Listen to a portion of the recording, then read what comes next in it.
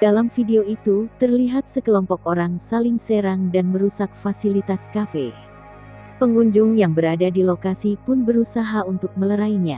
Kapolsek Paciran AKP Supardi membenarkan tawuran di Cafe Aula pada Sabtu, tanggal 12 Juni tahun 2021 malam. Ia menceritakan, kejadian bermula ketika karyawan kafe melarang pelaku untuk menyumbangkan lagu yang ketiga di live musik akustik.